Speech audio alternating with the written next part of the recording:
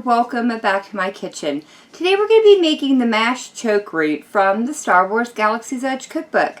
The ingredients we're going to need are 1 pound of parsnips that I've peeled and roughly chopped, a half of a cup of grated Parmesan cheese, 2 tablespoons of olive oil, 2 cloves of minced garlic, a bay leaf, a pinch of nutmeg, some salt and pepper, as well as a half a cup of heavy cream, a half a cup of milk, and a half of a can of artichoke hearts that I've diced up.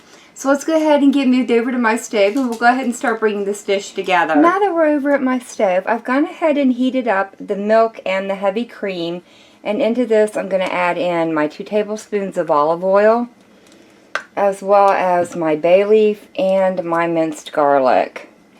Now that I have these mixed together, I'm going to go ahead and add in my parsnips.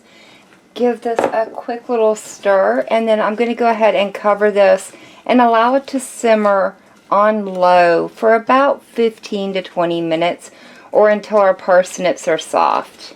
So our parsnips have been simmering for about 15 minutes, and I'm going to go ahead and remove the bay leaf out of it, and then with an immersion blender I'm going to go ahead and puree this until it's smooth. Next thing we're going to add in is a good pinch of salt, maybe actually a little bit more, there we go. A little pinch of nutmeg, that looks pretty good to me, and a little bit of black pepper. Let's give this a quick stir and then we'll taste it for seasoning. Alright, that's pretty good. I don't think I need to add any more seasoning to it. The last step is to go ahead and mix in our artichoke hearts. And then I'll go ahead and get this plated up and we'll give it a try.